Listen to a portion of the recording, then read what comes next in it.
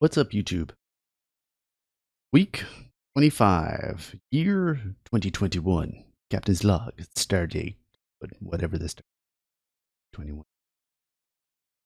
So, for those of you who don't know me well, I have a tradition of, this sounds like a terrible tradition. I don't play any video games, watch any TV in January, historically.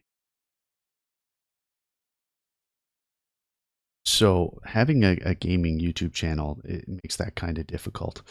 So I'm bending my own rules a little bit. I'm going to keep going with Aimlab just because I think it would be a huge setback for me to take an entire month off Aimlab. But I'll probably just be doing daily warm-ups with Aimlab and I won't actually be playing any Apex. I am going to be using this time to do some other stuff. Some of the stuff is actually probably going to help the YouTube channel because I'm going to be doing some Udemy courses in video editing and graphic design. So hoping to make a new logo, hoping to make a new intro, hoping to learn some tricks of the trade in video editing and stuff. So hopefully the net outcome of all that will be a better channel come February. And I'm going to have some new content in February. I'll be doing some VR stuff.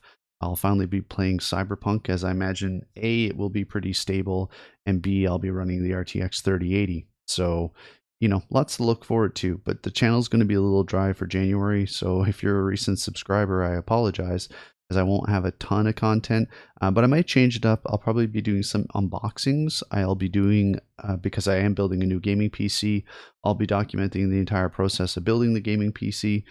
So for those who are interested in that type of thing and potentially me screwing up and doing stupid stuff, I'll be documenting all that as well. So there will be content. It just won't be my regular content. But my regular content's not that popular anyway. Except maybe the people who stick around for Dark Souls live stream. Those will kick back up in February, and hopefully I'll finish it in February. Anyway, that was a whole ramble, just kind of get you up to speed. This is more like a weekly news and Grabok gaming. But anyway, let's get right into the Aimlab data. I'm still at Ruby 1. I'm slowly crouching up on, or creeping up on Emerald 4 like a leopard ready to pounce upon its prey. Except a leopard then moves very quickly, and I'm more inching towards it like a very aggressive snail. So I am moving forward, but I'm doing so very slowly. My flicking, I think it's the highest it's ever been at 53.9, which doesn't seem like much, but if you followed my progress in Aimlab, you would know that flicking is something I had the most trouble with. And it was one of the areas I focused on and grilled a lot to even get to 50%. So making any improvement in flicking to me is always a good thing. My tracking is up to 57. Another area I worked really hard on. Actually, before flicking, I worked tracking. So 57 might not be great to everyone, but it looks like I should be able to get to that at least 60%. And the way I look at it is if I was like 60% or better in everything, that means I'm theoretically at a mechanical level better than, 40% of the community. I'm like in the top 60th percentile. So that would help being an average player or above average player. And I don't think I will be an above average player because lots of other factors as well. But at least that takes aim out of the equation. Speed hasn't changed, and precision is about the same. It was 59.1, now it's 59.2.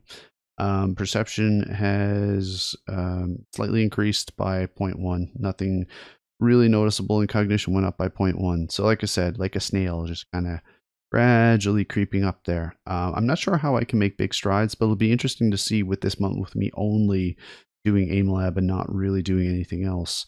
Is it going to be one of those cases where not spending 16 hours a week playing Apex is going to negatively affect my Aimlab time, or is Aimlab itself enough to kind of maintain that same level?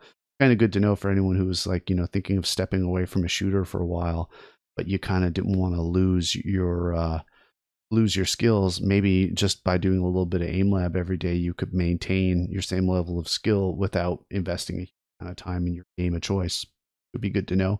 I mean, some things like the movement are going to be might be a little bit rusty on, but aim is such a big part of it. Yeah, so that's the overall kind of general stuff in my Aimlab scores. On the training front, I'm still rocking the same December 2020 training.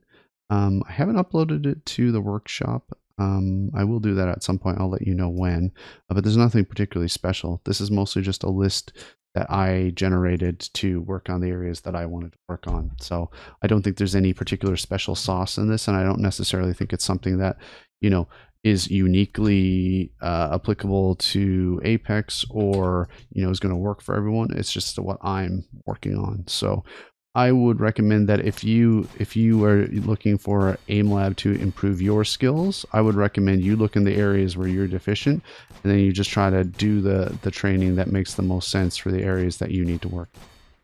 I did promise last week that I would probably be doing this on the new gaming PC, and that turned out to be a filthy lie, because the store that I ordered all the remaining parts of my gaming PC had every single part I ordered on back order. So my NVMe drive is on back order, my power supply is on back order, and my secondary storage hard drive is on back order. So with those parts missing, I am obviously not going to be able to start building my new PC. And the reason I'm not using any parts from my existing PC is this one is one I purchased from Costco, and I wasn't ever really planning on holding on to it as my forever machine. It was more my get me over the hump to until I could build my own machine. I almost regret buying it in the first place. I should have just stuck with my laptop, because it's such a it's just been kind of a pain in the butt system to work with. So anyway, that's pretty much it for Aimlab. For Apex, so our numbers in Apex are not bad, actually. Actually, not bad is probably an understatement. I'm at my highest average damage ever, at least ever recorded, which is 357.2, thereabouts. And my KD is actually not terrible, and the amount of hours I played is pretty much in line with other weeks. So 16, I think, is the most I've recorded. This was 15. So, you know, it's pretty much in line. If you look at average damage, it generally follows along with the hours played, except for week 21 and 22, which is kind of weird. Kill death seems to be just generally flatter. And again, playing a lot of ranked, I find this is having a bit of a nerfing effect on my KD. I think if I played more pubs, I'd probably have a higher KD and maybe a lower average damage, but hard to say. There's a lot more drawn out battles, I would say, in ranked more so than pubs. So if I bring the graphs up really quick, Aimlab progress, nothing really shocking there. Everything is kind of slow and steady, wins the race, gradually moving up, but no big moves.